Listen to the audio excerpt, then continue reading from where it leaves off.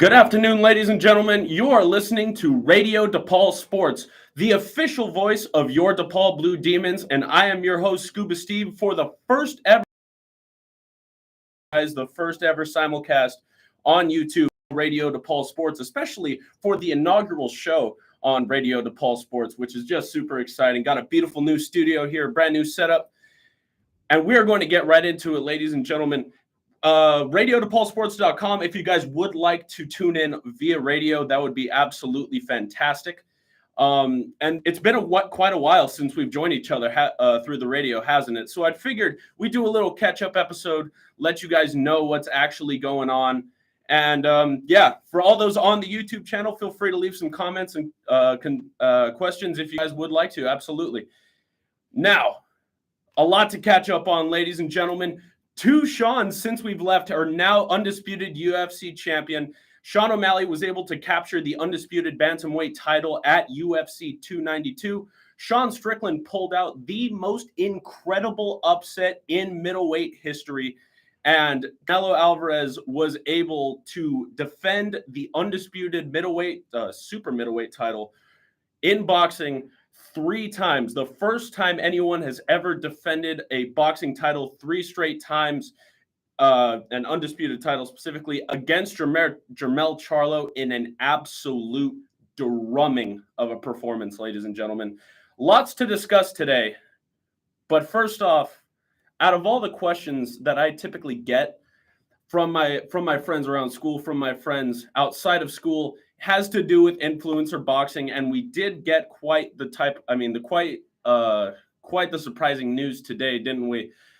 It has become official that Dylan Dennis versus Jake Paul will no longer have half of the main event. Dylan Dennis has pulled out 9 days out of the fight, which is absolutely insane, especially since all the mess he's been talking ahead of this event and ahead of this fight with Logan Paul. He's been posting his girlfriend. Every single day saying good morning, all this nonsense that has been going on that has, not only changed people's perception of Dylan Dennis, but has also changed people's perception of influencer boxing. And quite frankly, I have never really paid the biggest attention to influencer boxing unless it showcases some real fighters. And thankfully, the replacement for Dylan Dennis was someone who is an actual fighter. God forbid the Paul brothers face someone that's in their prime. But for the first time ever, I think we're getting a Paul brothers fight with someone that is at 100% and in their prime, being none other than the face of bare knuckle boxing himself and former UFC welterweight contender Platinum Mike Perry. That is absolutely right, ladies and gentlemen. And I know what you all are going to say. Steven, Dylan Dennis had fought in Bellator. That is a major promotion in mixed martial arts. It is a platform that is certainly second best to the UFC, but there are many UFC veterans. There are many great fighters in their own right, namely Patricio Pitbull, Johnny Eblin, and many other fighters that are more than capable of getting wins in the UFC. Dylan Dennis did at one point participate in a Bellator main event. And despite this, he has always come up short. I believe he has 1-1, so he has technically won a fight by unanimous decision. However, it is absolutely certain and evident that he was never a striker. Dylan Dennis was always a grappler. When he got his name out there, having trained with Conor McGregor, he wasn't telling Conor McGregor how to strike. He wasn't teaching Conor McGregor how to throw better punches and kicks and, establish his actual skill set. He was teaching him how to grapple. He was teaching him jiu-jitsu. He was teaching him the part of his game that he was certainly inadequate with. And the fact that this fight was even booked, Dylan Dennis versus Logan Paul even, was for the fact that Dylan talked so much bull junk in the lead up to the fight. And gonna be honest, his level of insufferability in the lead up to this fight makes the fact that he is pulling out of this even more humiliating in my specific opinion. He has been going above and beyond to make sure to do his diligence of getting under the skin of Logan Paul. And he was doing this through any means necessary. And the fact we're 9 days out from this fight, Platinum Mike Perry was already in the woodwork, ready to step in if someone did. And it's starting to give these fights a bit of a theatrical kind of feel. Give them a type of WWE kind of feel where it's like, oh, conveniently 9 days out from the event, the guy that's talking the most is all of a sudden unable to compete is rather convenient, in my opinion. I feel like it's, it was in the works. It was meant to build up this fight. I've never seen a press conference be so malicious in my life. Then when Logan Paul and Dylan Dennis were on the stage together, and they were just taking such personal digs. It was almost like it was Conor versus Khabib out there. It was insanely tenuous. And a lot of people were talking about, like, this is where it kind of gets too far. This is where Dylan Dennis really is not upholding any type of morality for fighters. And I have to remind people of this all the time. They're not fighters. They are entertainers. They are as much a wrestlers as freaking John Cena is.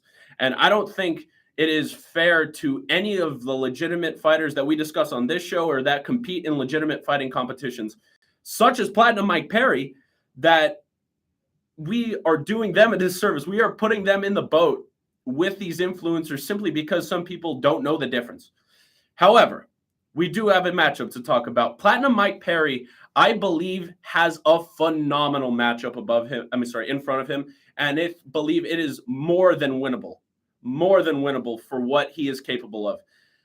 I think since his last fight was against Luke Rockhold, that was 6-1 and an actual fighter, I think this is a golden opportunity for Perry to step into a boxing ring, take less damage than he usually does in BKFC, in bare knuckle fighting, and come out with an exponentially greater amount of money than he would have if he fought Jake or Logan Paul in the BKFC ring.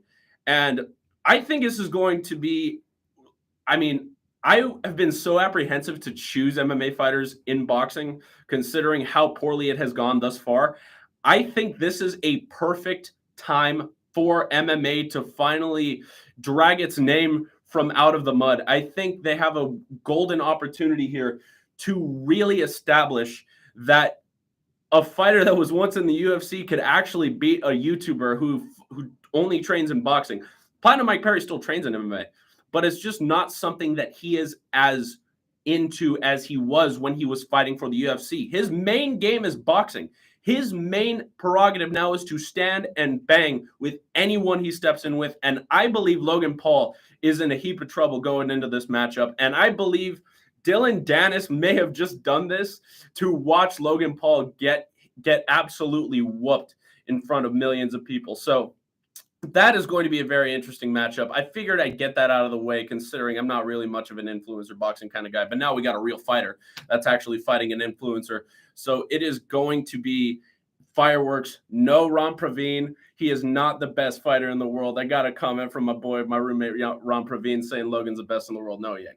Anyway, we had an incredible upset at UFC 292 that we were never able to discuss, considering that we were not able to be on the radio. So we got to catch y'all up. Sugar Sean O'Malley was able to capture the undisputed bantamweight title against Aljamain Sterling, who was about to defend the title more than anyone in history, which I believe was my personal birthday gift from the MMA gods. On 3 days out from my birthday, I watched one of my favorite fighters in the world get an absolute picture-perfect right-hand knockout of Aljamain Sterling. And in the lead-up to this, many believed that Aljo was just going to take Sean down and hold him there. And from what we learned after the fact, seemed quite likely. We will get to that in a second. We thought that it was very likely. I thought it was very likely that Aljo was going to be able to take Sean down and hold him there, considering that he had done that with his previous opponents. He had done that with Petr Yan, a guy who had taken Sean O'Malley down several times and had a lot of success on the feet as well. I thought he was going to be even more susceptible to the takedown against a ground specialist like Aljamain Sterling. But as the fight started, it really didn't look like Aljamain had any prerogative to actually take him down. Sure, he was pressuring O'Malley up against the fence. Sure, he had a reach disadvantage that he had to remedy, and he had to do his diligence in changing the fight. However, once he attempted to take O'Malley down, it's like he shook him off even easier than he did Petr Yan. I think his defense looked impeccable in this fight, despite the injuries he had coming into it.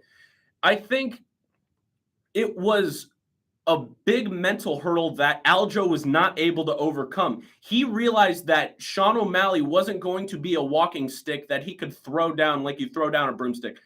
I think that Aljo thought this was going to be a cakewalk first round submission, just like he did to Corey Sandhagen, considering Corey Sandhagen is virtually the same stature as Sean O'Malley. But as the first round went on, he attempts to take Sean down. He does an incredible job of attacking the far wrist, just as Leon Edwards did in defending his takedowns in the second fight against Kamaru Usman, and was able to stay on the feet for the vast majority. The only time he was actually down on the floor was when he tried to throw a front kick at the beginning of the second round and slipped. And he completely recovered just seamlessly after that point.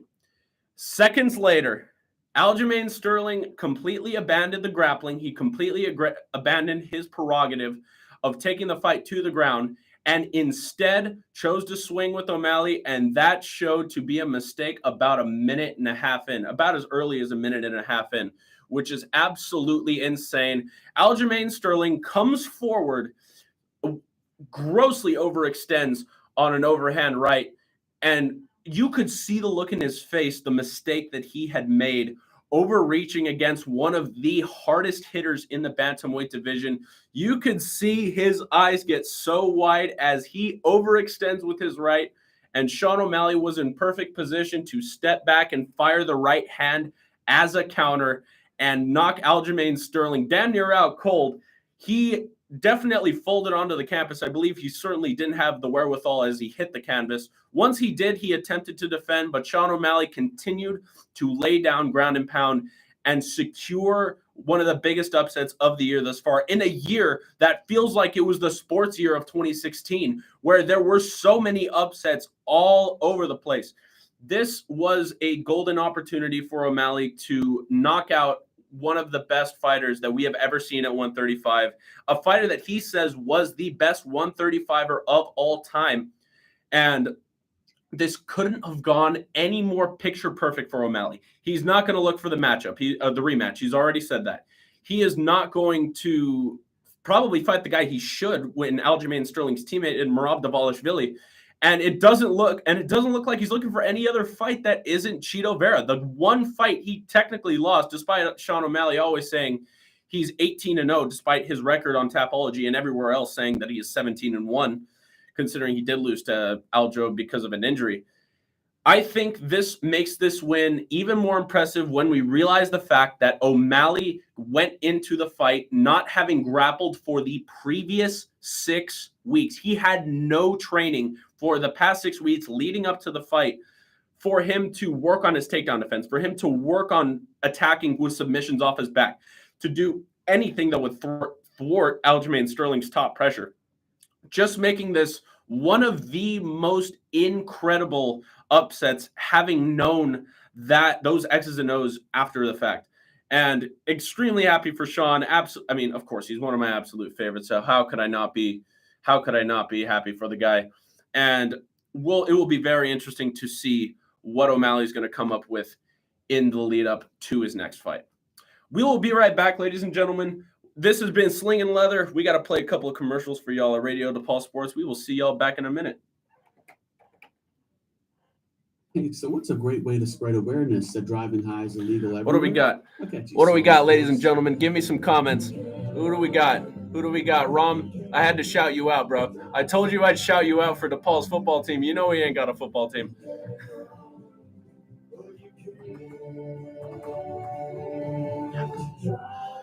Shout out to my boy Adit that's helping me out. Hi, Mama. If you feel different, you drive different. Brought to you by NHTSA and the Act Council. Low gang, please. Welcome back to Slingin Leather, ladies and gentlemen. I am your host, Scuba Steve. Thank you all for tuning back in. And we have yet to even get to the biggest upset of the summer, technically the fall, if you really want to call the X's and O's. September's still summer in Chicago, so I figured I would at the very least shout that out. Sean Strickland did the unthinkable, ladies and gentlemen. Sean Strickland was able to not only come up with one of the third biggest upset in MMA history, he was able to do it against the best striker that many believe was the best striker in the world, considering Izzy had previously knocked out the other guy the other candidate for the best striker in the world in their previous fight within 2 rounds. Sean Strickland systematically destroyed Israel Adesanya over the course of 5 rounds in what I believe is the biggest upset in the history of mixed martial arts. The way he did it goes contrary to any logic or reason that anyone could have potentially put into this matchup. And I could not, as this happened, I got to be honest, I gave Sean no chance going into this fight. Izzy, what many believe was the greatest middleweight striker ever, with all due respect to Anderson Silva. I think that potentially Sean Strickland disregarded all of this. You know, Strickland's a dog. Strickland's the type of guy who does not care about the X's and O's of those he goes into fight. He does this for the money. He does this for the fame. And he does not do this for the fame. And I believe this played into his belief in oneself going up into this fight. And going to be honest, especially with one of our comments coming from Galulu, do I think Izzy will come back from his latest loss? I do think it's very possible. I think he is going to have to fight on. I don't think he's going to get an immediate rematch, despite if Uncle Dana goes in and does exactly what he does, and that's fixing the cards so he could get his stars back up. I think Strickland could be a star just by himself.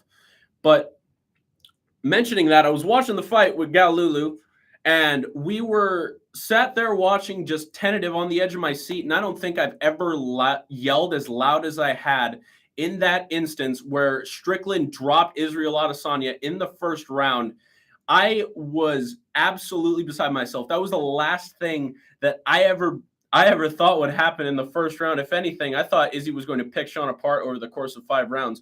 Turns out it was the contrary. Even Alex Pereira, the other candidate for the best striker in the UFC, didn't drop Adesanya in the first round. If anything, he nearly got dropped in the first round of his fight, in the first round of his first fight against Israel Adesanya. And this just continued to just build on the disbelief that I was experiencing during this fight. I just could not believe what was happening right before my eyes. After every second, after every exchange, it was just perfect defense by Sean. I don't think he got clean, I don't think he got hit clean over 5 times in that entire fight. He checked all of Israel Adesanya's leg kicks. He avoided all of his big shots, all the looping shots that Izzy tried to get around his guard. The Philly shell, which Sean is revolutionizing revolutionizing its use in mixed martial arts, is just artwork to watch, because you're watching a guy who had ran through every other striker that had been put in front of him in Israel Adesanya, suddenly unable to get past the defense of a Philly shell, a boxing technique that Sean Strickland basically took from Floyd Mayweather and altered a little bit, and goes into this and uses it to absolute perfection. He did not get hit clean more than 5 times throughout this fight, which makes it, in my opinion, the biggest subversion of expectations in MMA history. I don't think anyone gave Sean Strickland a chance in the striking. There wasn't a single person that I talked to, there wasn't a single fight fan that I discussed this matchup with that thought that Sean Strickland would go out and do exactly what he did in UFC 293. And I'm still in shock. It's been a month since this has happened, and I simply cannot believe what actually happened. And huge congratulations to Sean Strickland. He backed up his assertions previous in his previous trash talk against Adesanya, in his fight week trash talk, and during the fight. Just look absolutely insane. Do not mistake this, though. Israel Adesanya is the type of guy to take his losses and become exponentially better having done that. He will refine his game and especially look for the nuances and what Sean Strickland did to thwart all of his momentum during this fight. Izzy probably wasn't even expecting to do wasn't expecting to happen. Wasn't expecting this fight to play out exactly how it did. So just a huge win for Strickland. So excited to see what he does in his next fight, which is likely against Dricus du Plessis or Jared Cannonier, both incredible matchups. And this will be an opportunity for Sean to get back a loss that he once took against Jared Cannonier in an absolutely razor-thin split decision loss. So going on to some boxing next, ladies and gentlemen. This past weekend, we had one of the biggest fight cards of the year, which isn't even saying much anymore, considering which is saying a lot, considering this year has been basically boxing's best year in about a decade plus, considering we've had loaded card after loaded card after loaded card with good undercards, God forbid for boxing, good undercards with legitimate fights. In this Canelo versus Charlo card, the co-main event the co-main event and the fight before, the featured bout, were all for titles. They all had a title on the line. Yordenis Ugas versus Mario Barrios was for a title. Erickson Lubin taking on Jesus Ramos was for a WBC title. And it was absolutely insane. It's been absolutely insane to see how boxing has progressed and kind of taken a page out of UFC's book in loading up a card to ensure that you hold the fans' attention for its entirety. And it was incredible to watch Canelo do exactly what he said he was going to do in the lead up for this fight. And Canelo looked as unbeatable as he's ever looked, in my personal opinion. I believe this was partially due to Jermell Charlo and his complete reluctance to engage over the course of these 12 rounds. Charlo had been calling him out since 2014, and it really sounded like he really wanted a piece of Canelo. He thought that his proportions, his style, and what he has done to every other super welterweight in his division, considering Charlo is his own undisputed champion, he believed that he could go with the same game plan, continue his own dominance, and fight his own fight against one of the best defensive boxers we've seen in recent years. And I think Canelo even leveled up in regards to his defense, partially due to the fact that Charlo didn't even want to engage. In my opinion, Charlo looked absolutely petrified to engage with Canelo throughout the course of this fight. He didn't even eclipse 100 punches, probably didn't take a forward step, except for the fact he was taking forward steps to actually go into the ring at the beginning of every round and while he was actually getting into the ring to do the fight. He did not stay on the front foot like he wanted to at all in this fight. And for all the Charlo fans I was watching it with, the frustration was palpable. It felt like that we had been waiting for this matchup since 2014, and we had been building this up in our minds that Jermell Charlo could go up 2 weight classes all the way from 154 up to 168 and take on the undisputed champion and do very well. This was more than the opposite of the case. There's nothing that Charlo did that told us fans that he wanted to share the ring that night with Canelo. En route to Canelo landing 250 plus punches in this fight, Charlo getting knocked down once, he looked atrocious in this fight. It looked like he didn't even want to be in there. It looked like he had somewhere to be, or it looked like he had somewhere to be later that night and wanted to end this fight early and hoping that the judge would rule him unfit after he got knocked down the first time. And the backlash after this, I believe, was completely warranted. Jermell Charlo looked so bad in this fight that I don't think that there was a level of respect that had to be. There's a level of respect that has to be given to the individual. Jermell Charlo is an undisputed champion at 154 pounds, one of the hardest weight classes to fight in boxing. and has done it while only taking one loss. All the respect to him. All that respect is due. In my opinion, there's virtually no respect that is due in reference to his performance against Canelo Alvarez this past Saturday. It just looked horrible. I can't even put it in a way. There's nothing good I could say about what Charlo did. Terrence Bud Crawford, a fellow undisputed champion at 147, said verbatim that he should be ashamed of his performance and that he looked soft and scared going into that ring. And I could not agree more. I just think that Charlo did himself a disservice, having not taken the initiative and thrown caution to the wind at some point. It was round 10 and he was still on the back foot. When are you going to put the foot on the gas and go forward and try to do this yourself? Try to make the difference yourself. You're trying to wait for openings while Canelo looked as defensively solid as he ever has. And this was absolutely not the type of fight that I was expecting. And I think that Jermell Charlo has really soured his name in the realm of boxing. He's certainly going to have to go down to 154 or potentially go down to 160, considering he's the undisputed champion at 154. Maybe going up 2 weight classes was the problem. Maybe the intimidation factor from Canelo was the problem. Maybe there were X factors and injuries that we still don't know about that occurred to Jermell Charlo that disallowed him to be able to take the initiative to get in there. And it was disheartening to watch Jermell Charlo take a beating the way he did. And one thing I'm interested for y'all on YouTube is that who do you believe Canelo will fight next? Could he fight Terrence Bud Crawford, the pound-for-pound great right now? Could he fight David Benavidez, one of super middleweight's biggest contenders, as well as Demetrius Andrade? All great fights potentially for Canelo Alvarez. You guys can leave those in the comment section below. This comment section will be live post the airing of this.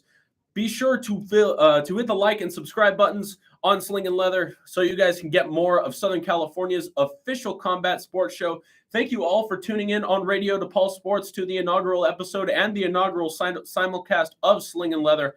I have been your host, Scuba Steve. Thank you all so much for tuning in, and we will see you all in the next one.